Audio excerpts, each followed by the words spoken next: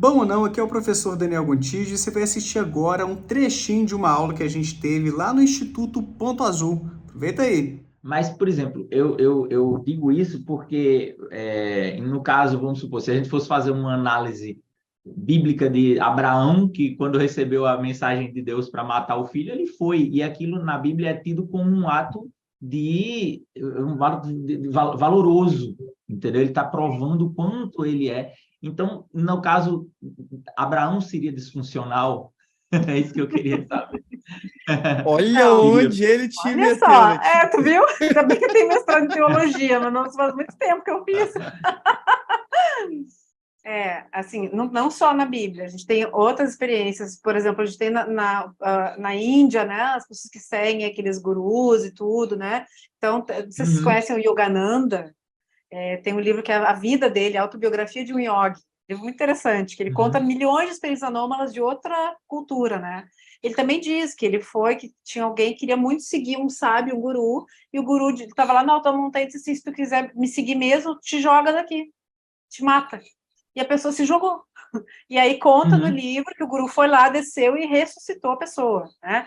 Mas aí, Ricardo? Rodrigo. Rodrigo, daí, Rodrigo, a gente vai ter a crença religiosa misturada, entende?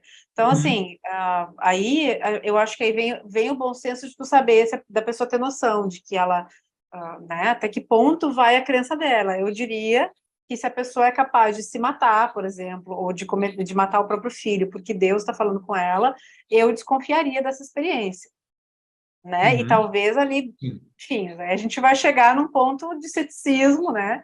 E a gente vê Aham. muita experiência anômala muita experiência psicótica até baseada em algumas experiências da Bíblia, ou de texto sagrado, de se justifica a Sim. experiência, né? Eu acho que a gente tem que ter um cuidado até com a nossa leitura e a interpretação daquilo, né? Não sei se o Daniel quer Sim. complementar até. Não, eu não vou entrar nessa seara, não. Certo, certo, viu? Acho que você se saiu muito bem. Não, mas eu Vou soltar entendi, o foi corte ótimo. lá depois. Vou soltar o corte lá depois. Foi ótimo. Pesquisadora questiona a sanidade de Abraão? Imagina, Isso. Abraão era psicótico? Abraão era É, psicótico? psicótico? Ai, gente, olha só. É. Mas é muito interessante porque, lendo o livro do Carlos Orsi, o livro dos Milagres, que traz uma perspectiva cética, científica, para a gente entender vários fenômenos extraordinários da religião, várias coisas anômalas, como essas que você mencionou aqui hoje, Letícia.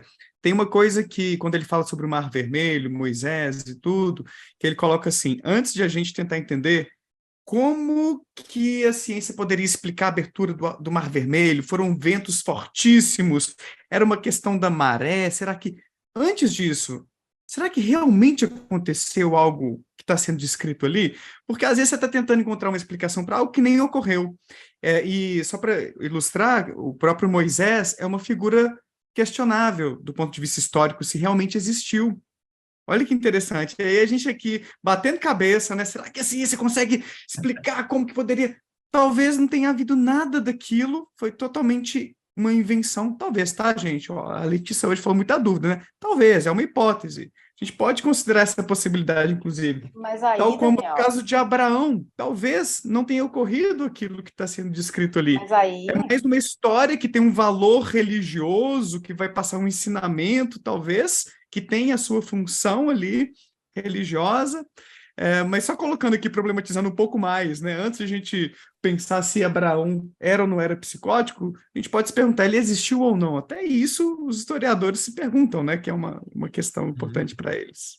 mas eu acho, e é muito interessante, né, a gente discutir tudo isso, mas, assim, quando eu vejo, para mim, vamos chamar assim, o fenômeno da fé, tá? A fé, ela é inquestionável, certo? Então, eu tinha professores lá no mestrado em teologia que eles diziam, não me importa se a ciência disser que não existiu, não me importa nem um pouco, porque eu acredito. Então, esse tipo de argumento, no geral, para a pessoa que acredita na Bíblia, ela vai dizer, não estou nem aí se o historiador disser que não existiu. A Bíblia diz que existiu, a minha fé na Bíblia acabou. Por isso que o Uhum. ponto, sabe, é a gente lembrar do bom senso. né? E lembrar da capacidade de crítica, da capacidade de escolha, de que mesmo estando na Bíblia, mesmo acreditando, eu não preciso seguir literalmente aquilo que tá escrito ou dito na Bíblia, ou aquilo que eu estou ouvindo, que eu acho que é de Deus. Eu preciso questionar isso, sobretudo se isso for algo que faz mal a mim ou alguma pessoa. Para assistir essa aula aí completa e ainda participar de vários cursos e clubes do livro com a gente, seja membro do Instituto Ponto Azul, clicando no link aí embaixo ou que está aparecendo aí em cima. A gente se vê!